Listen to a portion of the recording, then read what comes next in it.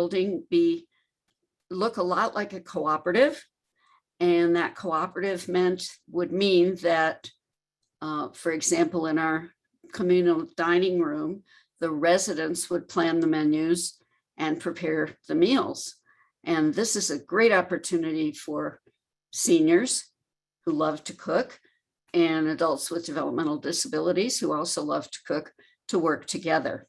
So many parts of the operation of the building could be cooperative. We discussed plans. We went through many iterations and landed on the beautiful building you see behind Beth. She's going to give us a full view of that building. This has been designed by a team of contractors, many of whom worked pro bono because they believed in what we were doing. And it's a 4-story building. We have 80 units. 3 of those units will be hotel style units. So if you have guests in from out of town, there's a convenient and inexpensive place for them to stay. We have lots and lots of common space. Some of the principles that were guiding our decisions in the design were, of course, safety and security. We also felt that technology would be very important in keeping our community joined together as a community and in touch with each other. So we have invested in a very robust technology infrastructure, so everybody will have good, reliable, high-speed Wi-Fi. The construction status today, and it's been a long, long journey, but we had our zoning approved about 2 years ago. Our site plan was approved this summer, and our plans are in the hands of the building department, and we are expecting to get our building permit momentarily. So construction-wise, we're ready to go. We're in a great location. We're walking distance or a short drive from a Walmart, from 2, actually make that 3 churches, from several restaurants, a couple of banks, a hair salon, a nail salon, pretty much anything you need. We're just 6 minutes from Foothills Recreation Center, the Ridge and the Peak, where there are all kinds of classes. And although, as you'll see, you can get your exercise inside our building as well. Basically, with this beautiful design and a lot of work by a lot of people and a lot of donated time, we're ready to go, ready to build the building, and hope to be moving in early 2023. So that's our story to date with our building. Now let's look inside the building, and I'd like to introduce Beth Rodriguez. We have another Beth. It does get confusing, yes, but we have 2 Beths. And Beth Rodriguez is a real expert in ADA, universal design, and interior design.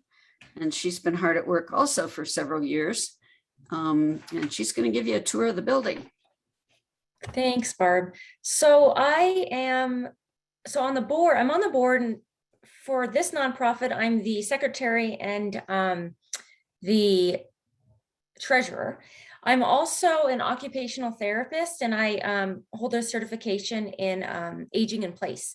So I also have a huge passion for design and person environment fit and helping individuals live as independently as they can.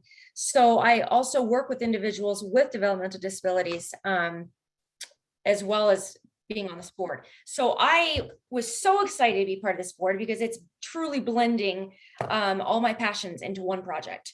And I can't be more excited to share the interior with you. So Beth, if you want to pull up even the outside first, if that's the first, okay, there you go. So right away, well, actually, you don't have the outside picture available, do you? Yes. So starting here, like Barb said, we are placed in a beautiful location, so close to the foothills. Great lot. We've got this gorgeous entryway, covered entryway, 0-step entry to get into this building, and 0-step on the entire building. We've got, I'm kind of talking about universal design through this project, through this presentation. Universal design is just simply good design. It's working on a framework to meet the needs of the widest range of people possible, from a woman pushing a baby stroller through a building to someone maybe using a walker. This right here with transportation needs or drop-offs or pickups, we've got this great covered patio. This is actually facing west toward foothills, and gorgeous landscaping. Okay, next slide.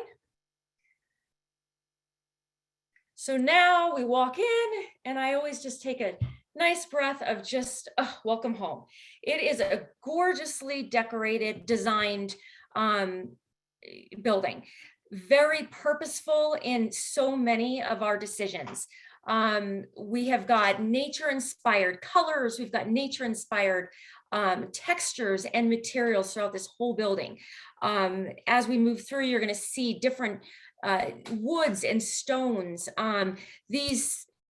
You'll see we've got some flat flooring going through here, a great front entrance. So as soon as you walk in, you're at the front of the building for wayfinding.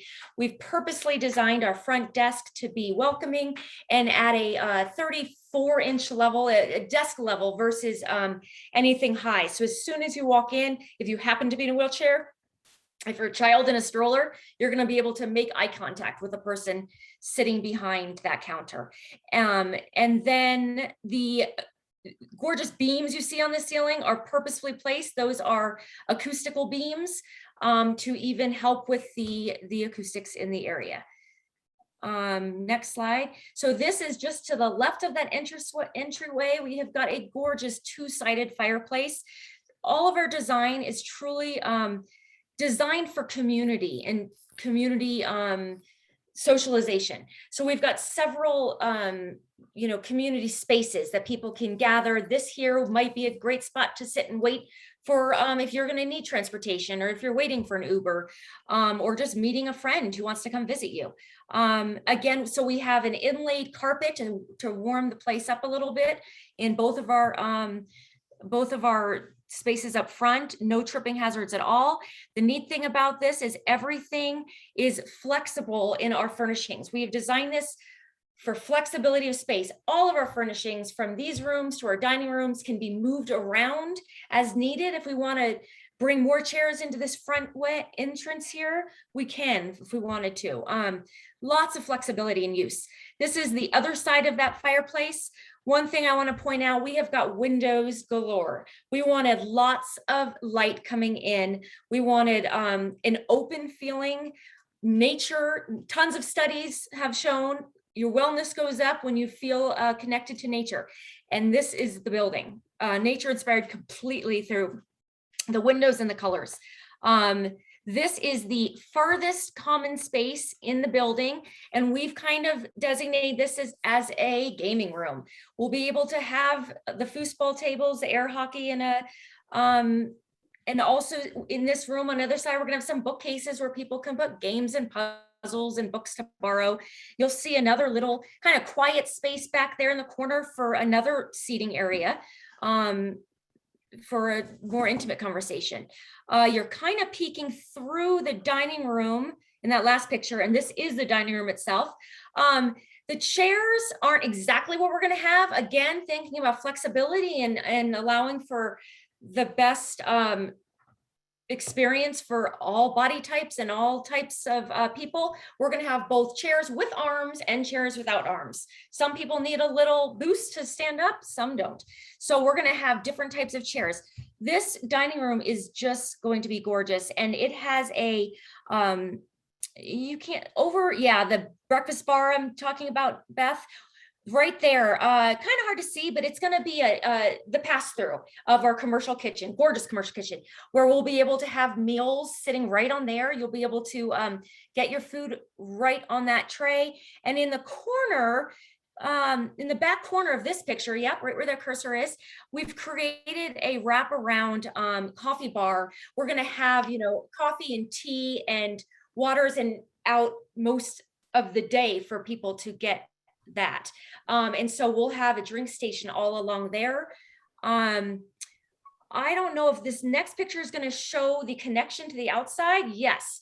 So what we've designed is the two openings there are going to be garage doors, and they are going to be glass paneled garage doors.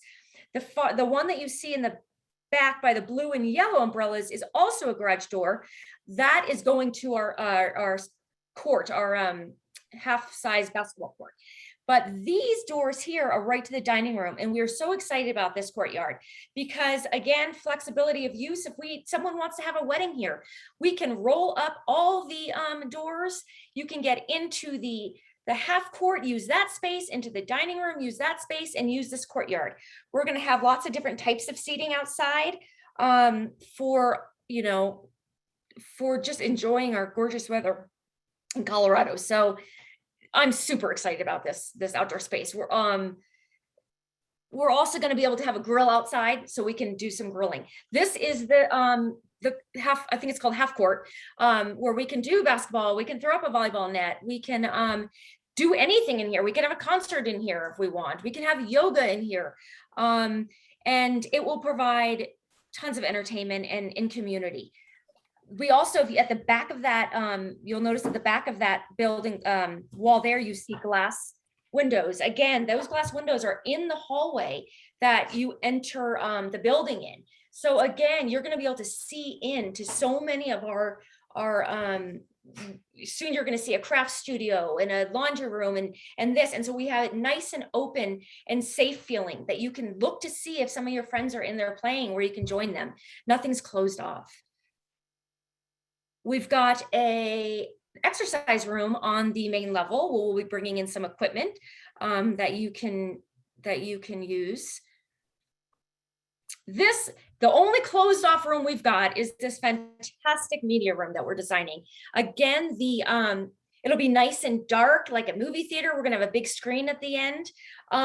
Again, all of our furniture is gonna be movable. We can move all this furniture to the walls and host yoga, or if we wanna have a jam session one night or a poetry talk, this will be such a fun space to use, or a Broncos game on a Sunday morning. This, I think, will be used a lot. We're just super excited about that. Here on the main level is a community laundry room. We have designed this for many different reasons, and they can get into that more later. But this allowed more space in our units themselves to have them centralized. It was more cost efficient as well. And also some of our folks who have developmental disabilities living in this unit who might need a little more training with laundry, who might need an extra eye if they need some help, but one of our concierge staff can just walk down the hall and give them some tips if they needed any help. We've got we'll have about, I think it's eight units of each, several machines. We've got folding tables. And again, nice and light and airy. We've got windows and then the open doors going into the hallway. This we're excited about. This is a craft studio that we've designed. What you can't see, again, it's glass sliding walls that are opening to the space. We have a kitchen, or excuse me, a sink in the back, but this will be fun for anyone to just do some good leisure activities for your well-being and any kind of leisure you want. This is a hallway on the second level.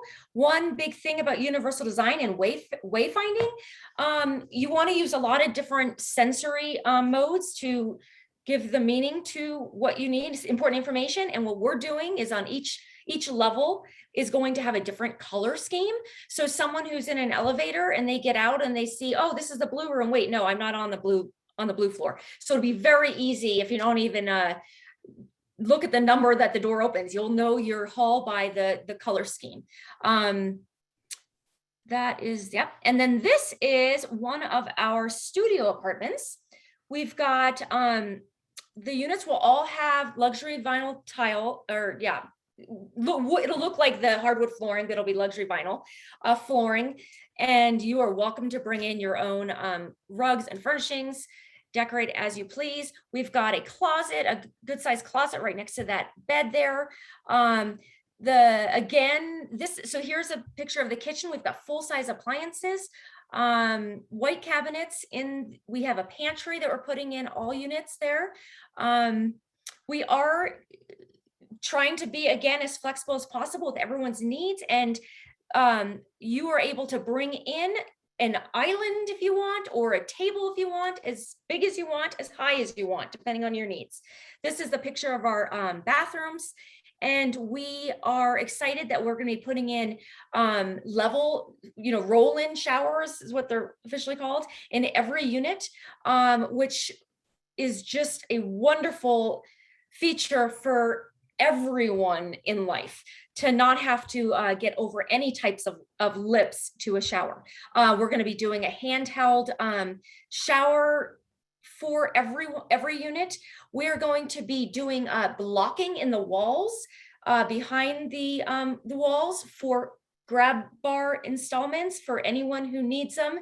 In the future, the blocking will already be in the walls near the toilet and the shower, for safety. This is one of our, well, this is, I guess, a living room of a 1-bedroom or a 2-bedroom.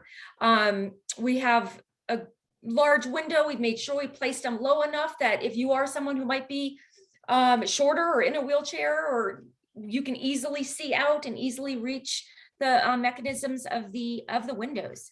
Again, we try to do as light and bright as possible in all of these units. We have ceiling fans in the bedrooms and the kitchens, or the family rooms and kitchens of all units, for everyone. This is a picture of one of the bedrooms in either the 1-bedroom or a 2-bedroom. Let's see.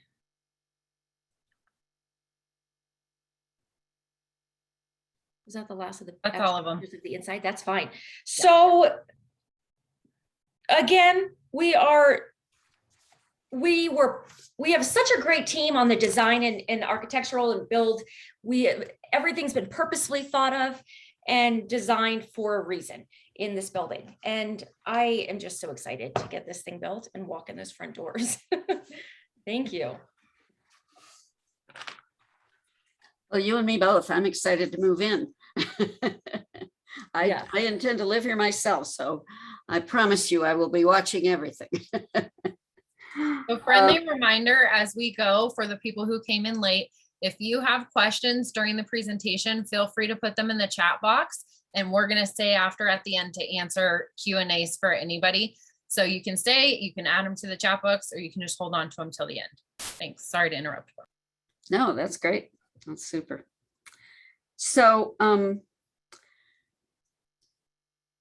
I frequently, knowing that I'm going to be living here, go through in my mind, what is the day going to look like when I live in this place?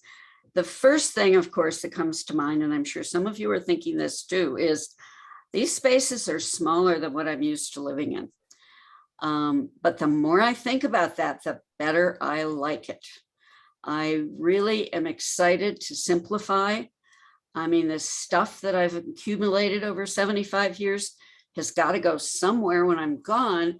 Might as well go now, so I don't have to dust it or store it or worry about it. So I was looking at a 2-bedroom and was very happy with that, but we're sold out at 2 bedrooms right now. And then I started thinking about a 1-bedroom. And the more I thought about it, the better I liked it. I like to place, why do I have to clean 2 bathrooms when it's just me, right? Let's cut down on the work. Let's cut down on the daily boringness, and let's leave time to go downstairs and, work out with a fitness buddy, or take a craft class or a yoga class, or help fix lunch, or help serve lunch, or just sit out on that beautiful courtyard. There's tons of space. Why do I need space for just myself? When, as long as I have a kitchen, a place to eat, place for my computer, place to sleep, and even the one bedrooms have pantries, linen closets, and full regular closets, as well as, I guess you'd call it a coat closet, right off the kitchen. So that's a lot of storage space. So I'm looking forward, like you can't imagine, to simplifying my life and just getting rid of stuff and moving into a beautiful, natural, relaxing environment. But that's just me. But what is really going to be great, I think, is the synergy of multiple generations. And we've mentioned seniors, we've mentioned adults with developmental disabilities who come in all ages. But we also are open and excited to welcome some younger people, some of the 20-somethings who Good, honey. really can't afford to get into the housing market right now. And this is a place for them to start and enjoy. And for any of you who have not been around folks with developmental disabilities, they are an incredible population. I had a conversation this afternoon with one of our purchasers. She's already purchased a unit, and she had occasion to go over to the coffee shop, which is run by our sister support center. And she said, it was so wonderful. Everybody says hi, everybody smiles. They'll give you hugs if you want them. They remember your name. It's like you've just walked into a room of a dozen best friends. And there is that warmth. And if you'd like to see it, reach out to me and I'll take you for a cup of coffee over at the Stepping Stone coffee shop. I also love having some say in how the building is run. I remember when my mom was in a facility and she had been a nutritionist and was a great cook, and she was complaining about the food. And I said, well, Mom, why don't you talk to them? Tell them, make suggestions. She said, I have. They don't listen to me. They aren't interested. Well, in this building, if that's something that interests you, you could get involved. You can help plan the menus. And even if you don't want to help plan them, if you go down and eat, you're going to get to rate your meal so that we can prepare things that people actually like and actually want to eat. How's that for a new and different idea?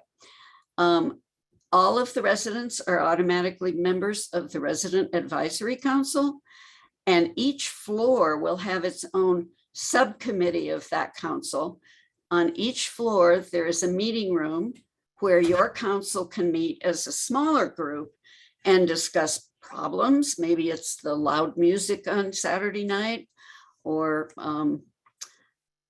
whatever, some problems and ways to kind of mediate and settle problems, but also a place to maybe have a potluck or a game night, or just have a little bit of fun. So the resident council will be an active, busy part of the operations of the business, of the building as a whole. And again, this is a nonprofit. The entire project is nonprofit. So if you're thinking of purchasing and you're concerned about, your monthly fees and so on, you'll be a member of the HOA. There won't be anybody trying to make money off you. It'll just be the money it takes to run the building. And maybe one of the very best parts, both from a social and a safety aspect, is our staffing. 24/7, there will be concierge staff there to help. They will have first aid training. They will know how to handle an emergency. They are not medical or care providers, but they are there to help. They're there to call an Uber or Access-a-Ride for you if you want, or help you with your iPad, or technology issues, or just help you find a friend in the building, or call up and tell you your pizza has arrived. They're there to help you and keep everything safe. We will have secured entry as well, by the way. The general public will not be walking through the halls where you live. There are secured entries at all of the doors, and there will be someone at the front desk 24 hours a day to help you. That is something you do not find very many places. And it's absolutely key, in my opinion, to both keeping the community a happy group and keeping it safe. Trailhead is not everything. It is not a substitute for family and parents. It's not a place where you're going to be taken care of. It is not a medical facility. It's not a nursing facility, nor is it a behavioral facility. If you need personal care and medical help, it can definitely be ordered in, and your concierge staff can give you resources for that. And you can have caretakers who come in to help you with meds or showering or anything like that. And the entire program has been designed, as Beth referred to, as a great place to age in place. So short of 24/7 nursing care, you really are going to have the support all around you. What we are is a bunch of good neighbors enriching each other's lives. And we encourage you to examine your own heart. And we like to say, see if you have a Mr. Rogers heart. And if you do, we'd love to have you living in our building. Now, how are we going to pay for all this? You must be wondering. We are a nonprofit. So we're going to bring on some of the other folks on our team. And I want to turn you over to James Harper, who is heading up the financial piece. James, will you introduce yourself? Yep, absolutely. Thank you, Barb. Hey, everyone. My name is James Harper. My official title is Director of Development with Trailhead Community. But really, my real job role is just problem solving, how to get this building built.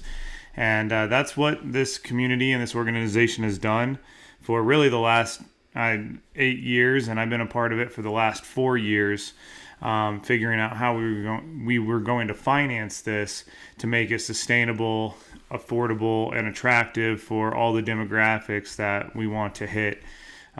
Initially, we thought we were going to be able to fundraise $15 to $20 million, and if you guys know anything about fundraising, it's really hard to fundraise $15 to $20 million.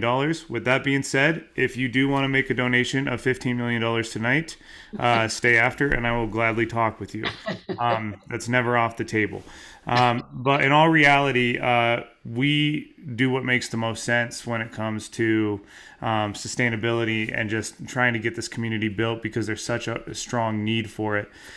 So a few years back, we put our heads together and we decided, you know what?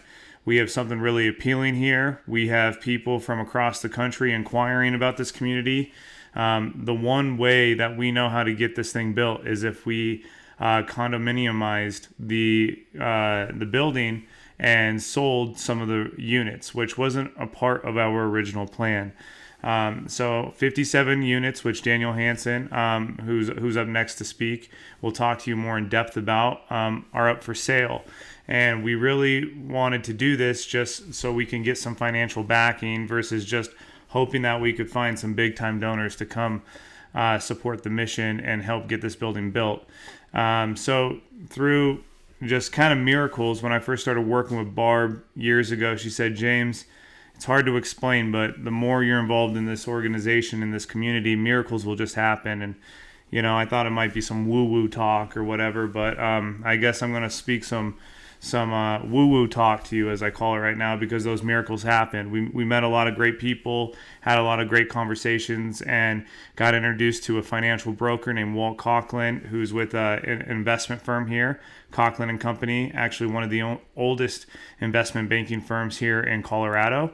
And he bought into the community from a mission standpoint and said, you guys have done so much groundwork in terms of the planning and just the construction team that we had been able to build, and then just our grassroots community of support. He goes, I really think we could go to market with an RFP and get a private equity firm or another investment bank involved. So we went to the RFP process through kind of the capital investment raise, and we got a lot of interest right off the bat. And we got some interest from some big names. And just again, kind of as those miracles happen, we met the right funding partners. So our two funding partners that are really kind of leading the way here in funding the building. The first one is First Tier Bank. It's actually a bank that's been around here in Colorado that has changed entities a few times and brands a few times, originally from Nebraska, but they want to get more involved in the community. So they're viewing this project as a community reinvestment act, which is a big deal because that means we get really great terms and favorable lending to our benefit, which is important, but I'm going to touch on in just a second here. The second funding partner is a group that maybe some of you guys are more familiar with, which is CHAFA, Colorado Housing and Finance Authority. CHAFA, basically what their goal is to find a community and invest in it if they can provide some sort of community give back and affordability when it comes to living here locally. Initially, CHAFA was, again, kind of a miracle to us. Someone that wasn't in our original plans, that, again, bought into the mission, bought into the community and the organization, and decided to get creative with us with the financing and back us. This isn't a cheap building, guys. It's in total, it's nearly a $22 million building. So we haven't gone cheap on any aspect. I was always told if you want to do things right. And I think Barb and her team and everyone involved in this project has done just that. And then the third piece to the funding here is really just the grassroots supports from our entire organization, our donor base, and in-kind donations. When this project's all said and done, we're going to have well over $1 million, and I would almost bet closer to $2 million worth of in-kind pro bono services donated.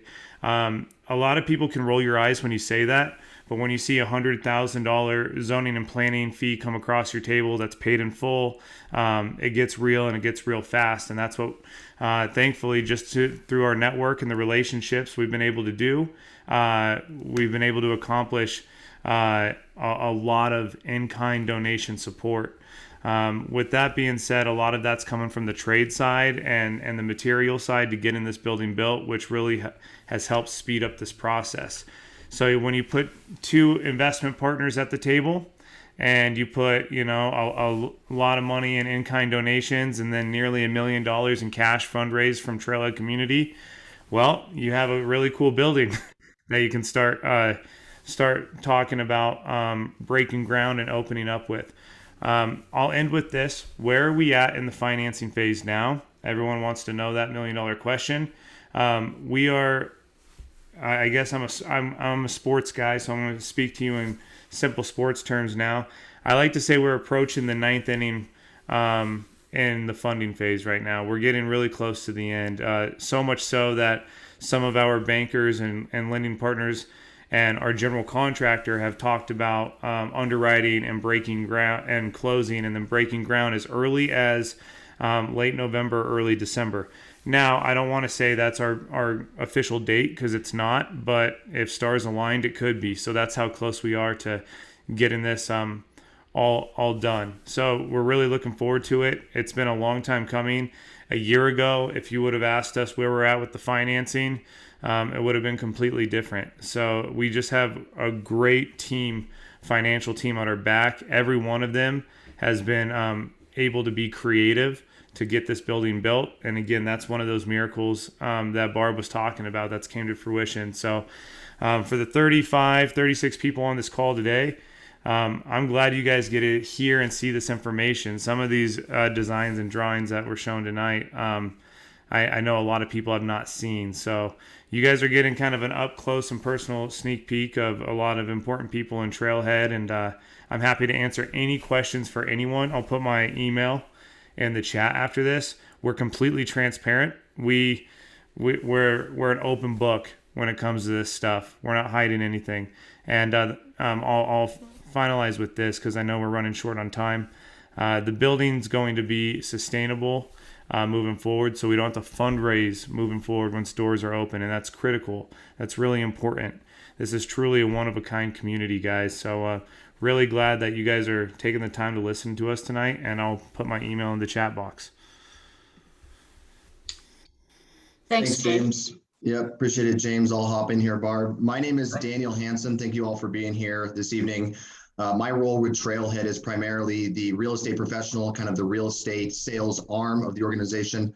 I was brought on at the beginning of this year to really drive the pre-sales. As you all can imagine, the pre-sales are really what is going to drive our breaking ground.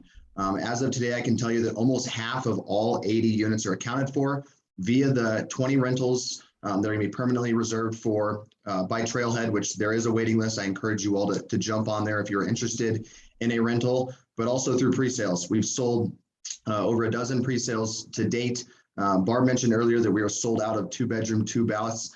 That's correct for balconies. We do have one remaining on the ground floor. It's an ADA type A unit on the ground floor. Obviously, all of these units are first come, first serve. We do have folks that are obviously interested in that 2-bedroom, 2 bath. And then we do have, Barb mentioned earlier as well, studio apartments, studio condos, excuse me, as well as 1-bedroom, 1 baths. The 1-bedroom, 1 baths, we have 3 different floor plans for those. So depending on square footage, obviously size plays a role in the pricing structure. Our studios start at $319,900, so just below $320,000. Our 1-bedrooms range from $355,000 to $370,000. Again, depending on square footage, we have 3 different floor plans. They fall in that range. We have 1-bedrooms and studios on all 4 levels of the building. So if you all are interested in purchasing, we have floor plans up on the trailheadcommunity.org website. You can take a look at all those floor plans. You can take a look at where they are in the building. We've got pricing structures up online as well for you to take a look at. And then again, you can scroll through floor plans. On the trailheadcommunity.org website is also how you can apply to become a resident. We do require background checks on all future residents. That is for people who are purchasing as well as renters. You would want obviously the person living next to your loved one to be vetted and make sure that this is a safe community first and foremost. So we do encourage you all, if you are interested in purchasing in Trailhead, to visit our website. You can send in that purchase application. That gets sent to Beth Brooks. She kind of begins the paperwork. She runs the background check. Obviously I'm the real estate arm. I can answer any real estate questions. We do have a attorney prepared standard builder contract that we're using. So if you all have ever purchased a new build before, you're probably somewhat familiar with what this contract looks like. And then again, I'll touch on the rentals. We do have 20 rentals that will be permanently held by Trailhead as short-term rentals. Those were accounted for pretty quickly. We do have a waiting list for those. So as those open up, if anybody backs out, we do encourage you all to jump on that waiting list. I don't want to get too ahead of ourselves, but we do have aspirations for buildings 2 and 3 here in Colorado. That waiting list for rentals, will also flow over to the next building. So if you jump on that waiting list, you're interested in a rental down the road, we'll have your name in our system and contact you down the road. But we do encourage you to get on our radar, sign up for that waiting list. And then again, if you're interested in purchasing, you can reach out to me like James. I'll put my email address in the chat. Go to trailheadcommunity.org to fill out that purchase application. And I will turn it back over to Beth B. Thanks, Daniel. So just to make that really clear, if you are interested in a rental on our website, we have a survey of interest. You will go to the How to Help tab, and filling out that survey of interest, you can indicate if you're interested in purchasing or interested in renting. If you're interested in renting, that will get you time stamped on our interested parties list. That is not an application, but that is how you can tell us that you're interested in a rental. So please make sure you do that. Otherwise, definitely contact Barb as soon as possible if you're interested in purchasing, because that is really the only way to guarantee a spot in this building at this point, and they're going fast. So the last thing that I want to do, and bear with me, this is the first time I've done this, but we're going to actually do a poll so that we can kind of figure out who all is here, why you guys are here. So I'm going to launch this poll.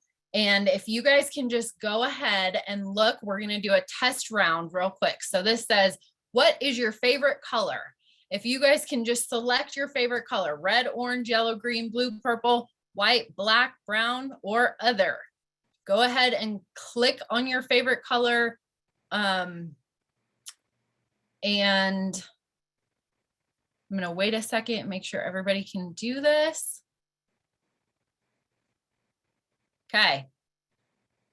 Next question. Which group best describes you? An adult with an intellectual or developmental disability, a senior, a professional, a family member or caregiver, or other. And I understand we may have multiple people sitting together, an adult with disabilities and a family member caregiver. If you're the interested party in living in Trailhead, please indicate which of these categories best describes you. Beth, we're not seeing that second question. I'm not anyway. Oh, you don't see it? No, I still just have the color one. I have answers coming in. You need to scroll down. Oh, that's on that me. bar. Okay. That's operator error. Thank you. Got it. Well, other people may be having that same problem. So thank you for pointing that out, Barb. So if you don't see the second question, scroll.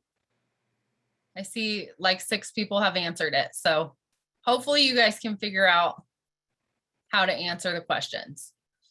The next question is, how did you learn about this meeting? We've had lots of community events going on. We were at Somerset Festival. We were at the Autism Resource Fair. We've done a senior resource fair. We've shared this meeting on social media. We sent out an email invitation. We have it listed on our website. We're just kind of curious how people are learning about us, because we really want to get our name out there and know where people are finding us. Question number 4, this is really important. Have you filled out our interest survey yet? If you have not, please make sure you do that. James, I think, put the link in the chat box or if he didn't, I will. For filling out the interest survey, please make sure you do that. So we have your contact information. We know what you're looking for, and we can get back to you. And then the last question, are you interested in renting or purchasing a condo? Please select. And if you don't know yet, that's totally fine. Just let us know that you don't know. So I'm going to give this like a couple more seconds for everybody to go ahead and go through, enter your answers.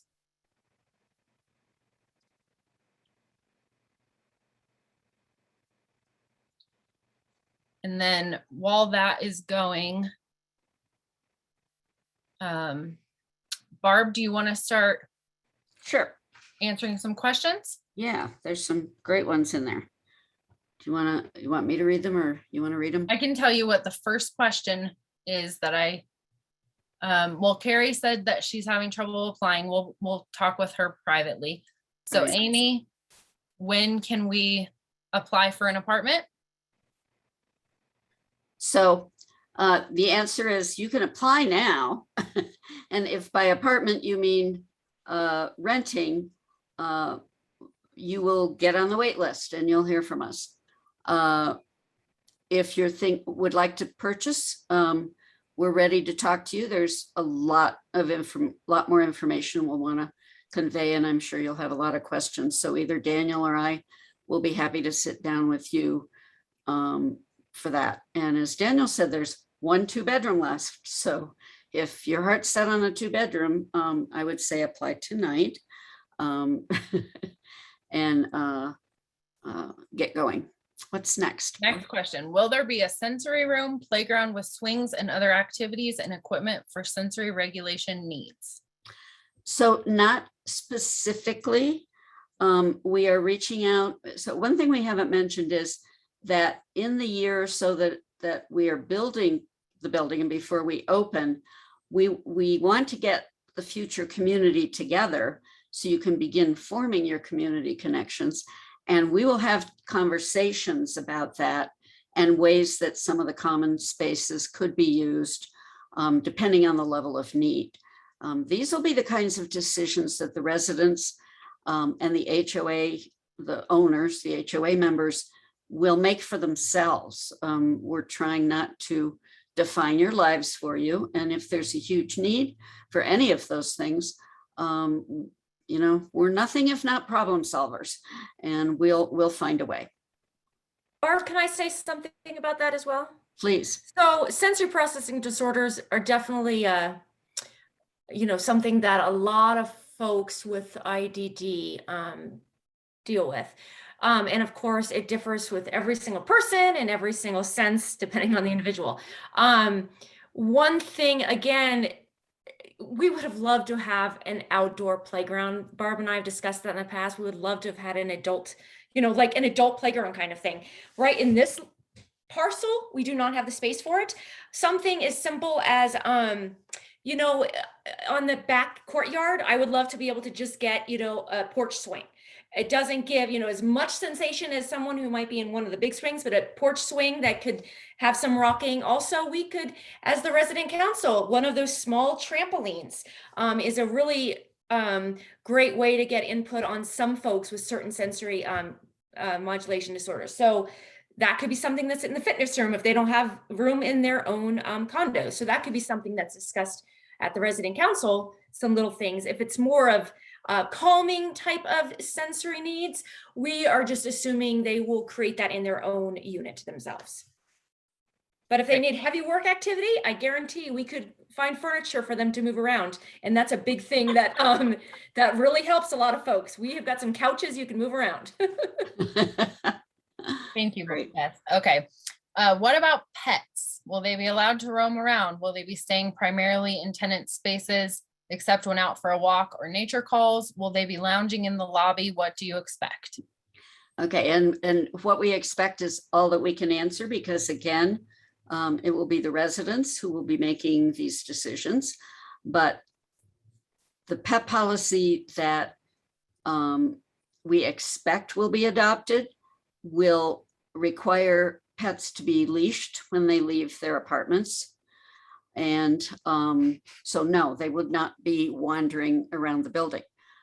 However, I could see a pet therapy day. We could dedicate one of the rooms.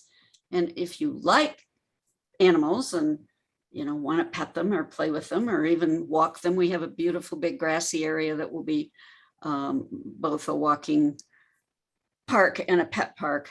You know, I'm sure there will be the ability to interact with pets, but due to allergies and just personal preferences, I would guess that the residents will keep that rule that all pets must be leashed if they are outside their own homes, their own apartments, certainly in the common areas. Okay, next question. How do you ensure safety for those with either DD or elders that are vulnerable and may not be aware of it? For example, someone with vulnerability is being invited into someone else's apartment. How do you care for those that may be vulnerable for exploitation? Such a good question, and one that we've been asking ourselves for 10 years. And the first most honest answer is we cannot 100% protect everybody from everything that's possibly could happen. One of the reasons that we have 24/7 staff, and by the way, the 24/7 staff is not just one person. During the busiest times of the day, we could have as many as 3 staff people or even 4. And during quieter times, we might have 2. The only time that we would only have 1 would be from 11 p.m. to 7 a.m., where one person is manning the front desk. One of the staff's jobs will be to walk around and see what's happening and keep an eye on things.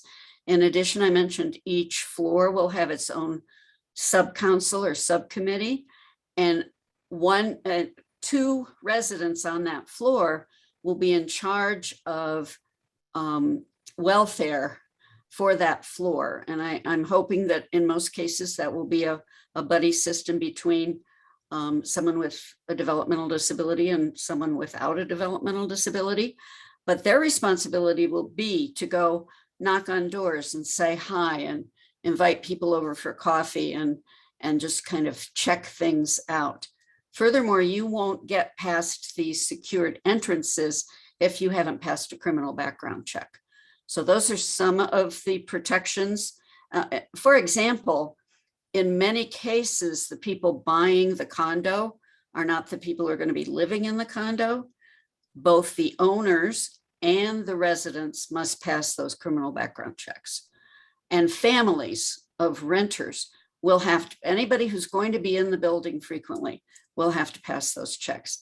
And we are open to anything else that anybody can come up with that will keep everybody safe, because certainly we have heard horror stories of folks being housed in just regular apartment complexes, and things happen. So yeah, this is uppermost in our mind throughout the design.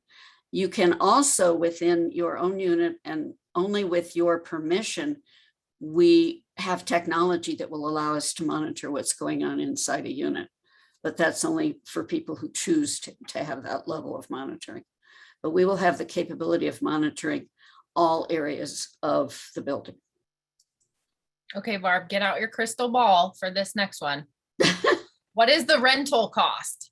Ah, well, if you can tell me what the minimum wage is going to be and how much electricity is going to cost in 2 years, I can answer that. So those are our two biggest budget items. The rents and the HOA fees are based on what it costs to run the building. Again, nobody's making a profit on any of it. And the two biggest budget items, so the HOA fees and the rents include utilities. You should always factor that in. That's $100 to $200 a month additional value, and includes that staffing, which is not inexpensive.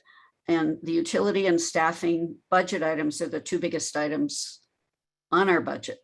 If we were to open today, HOA fees, I'm just going to give you a range. For the studio apartments, you could see HOA fees as low as $600 or $650, and rentals as low as $800 or $850. For one bedrooms, you'd be talking $900 to $1,400 for that same range. And then, as you can imagine, the one bedroom with den and the two bedrooms are $1,500, $1,600, $1,700 a month. Not 2 miles from our development is a brand new building that has studios pretty much the same size as ours. And those studios today are renting for $1,700 a month for a studio, just for comparison. So it's 8 o'clock. I want to really be respectful of everyone's time. There are tons of questions in the chat box. I know the Trailhead team is willing to stay on and sit and talk and answer all of these questions, but if you need to hop off, that's totally fine. You can email me or email Barb your questions and we'll definitely get back to you. But I just wanted to let you guys know we're going to just keep going through all the questions in the chat. So if you have a question or you see one that you'd really like the answer to tonight, please stay on and we'll get to all of them. And if not, go ahead. You're welcome to leave and get back to us later. I just want to put this up here for everybody to write down. This is Barb's phone number and email address. So if you're interested in purchasing a condo, get in touch with her ASAP, and we will keep trucking along on these questions. Okay, Barb, what is the pet policy? Well, I think we kind of went through. Yeah, you kind of talked about that. We will accept pets. I think the current policy says one four-legged pet or uncaged pet, but you can have birds or fish or, things in cages without any particular restriction. Sorry. If renting, will you accept Section 8? So that's in flux right now. A year ago, the answer was no, for one reason and one reason only. There is a deed restriction on these units that says if the resident, even if the resident is an owner, if the resident presents a danger to themselves or others or a health threat, they can be given a 30-day notice to vacate. And Section 8 required a 12-month lease. So we were not, for your safety, if you're living in this building or your child is living in this building, you would not want someone who exhibited violent tendencies to be able to stay for a full 12 months, I would imagine. So because of that, we could not. However, there are lots of meetings going on all over the metro area and probably other places about revisions to housing vouchers. And we're watching that. And if we can accept it without endangering anyone or fouling our mission, we're more than happy to accept them. We're happy to pass the HUD inspections and, all the rest of the rigmarole. But we have to be able to keep everybody safe. Okay, this one, I don't know if you want Daniel to do this one or if you want to do it, but how many 1-bedroom units are Yeah. left for purchase? Yeah, give that to Daniel. You're muted. You'd think I'd figure this out by now. Let me pull these up. We still have 19 1-bedrooms remaining. That's across the board. So that's all 3 floor plans of 1 beds, 1 baths. I can tell you that the smallest footprint of those 3, we only have 4 remaining. That's the one that's offered at $354,900, so essentially $355,000. We have 8 of our second largest 1 bed, 1 bath, and then we have 7 remaining of the largest 1 bed, 1 bath offered at $370,000. And how many studios? Yeah, Carrie, I just saw that. Thanks for that question as well. We have 23 studios remaining. Great, thanks, Daniel. Yep. So the next question, are HOA members the only owners with a say in things? Meaning, is it just the owners that have a say or all folks living there? So Barb, you kind of touched on the resident advisory. Yeah, so legally, technically, things like budget and rules must be set by the HOA board. But the resident council has been written into the bylaws so that the HOA board has to listen to the recommendations of the resident council. We believe that if the HOA members are not residents, the residents are, for the most part, still family members of the owners, and the owners are going to want the best for their tenants. And we are really not set up to be a real estate investment for anybody. If you're looking to buy and charge high rents and make a killing, please go to one of the other condominium developments in the area. We want owners who are doing this for the right reasons. Okay, I feel like we kind of answered this, but let me just read it. Will residents be paying market value rents, or is there any way to subsidize their rent? Can an owner rent their unit? So those are 2 different questions. The last question, yes, owners can rent their units, and as owners, they can charge any rent they want to. For the rentals that are controlled by Trailhead, CHAFA is actually requiring us to reserve those for people who are below the local median income. And so right off the bat, they are reduced. If you noticed, however, the rents that I just quoted you are well below the local market right now. Not because anybody tells us it has to be, but because that's our mission. Okay, and then do those, I'm assuming background checks, do those checks apply to all tenants or just people with disabilities and their contacts? Oh, everybody. Yeah. In fact, everything applies to everybody. There's no separate or special subgroup of our residents. Everybody is treated exactly the same. Oh, she said this was more about owners versus renters. Mm. Everybody, yeah. And then what is the rent versus HOA cost per month? So you're either going to pay an HOA fee if you're an owner, or you're going to pay rent if you're a tenant. And the rent will be higher than an HOA fee. For this reason, if I'm an owner, whether I'm Trailhead or somebody else, as the owner, I have to pay the HOA fee. So I have to charge at least that much for my rent. And then I've got to manage it. I've got to lease the place. I've got to paint it when you move out. I have to repair the appliances. So there has to be a management fee added on to the HOA fee for the rent. So when I quoted before, for example, the studios, the HOA fee could be as low as $600 or $700 a month, but the rent will be more like $800, $900, $950 a month.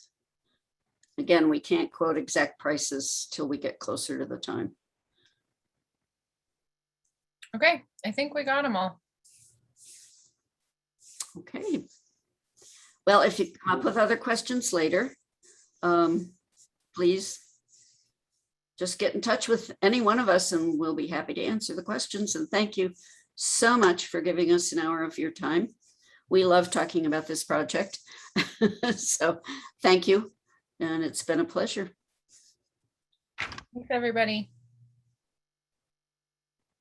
And there is one person I think that was going to stay on for you guys. Yeah, Carrie. Yeah, Carrie. Mhm. Okay.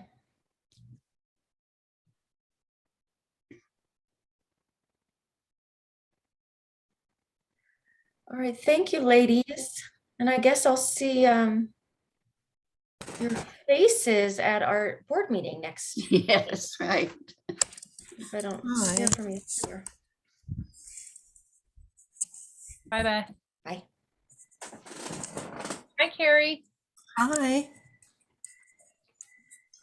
So yeah, I don't know. I had some little trouble. Maybe it was my computer freezing up, but I couldn't get all the. Hang on, I'm just pulling out my bank information. Oh. Anyway, so who am I talking with? Is it Beth or is it Barbara? Beth We're and both Barb here. are both on Oh, here. both. Oh, I didn't see Barbara. Oh, there you are. But Beth is the technology information filling out form person. Hang on one second.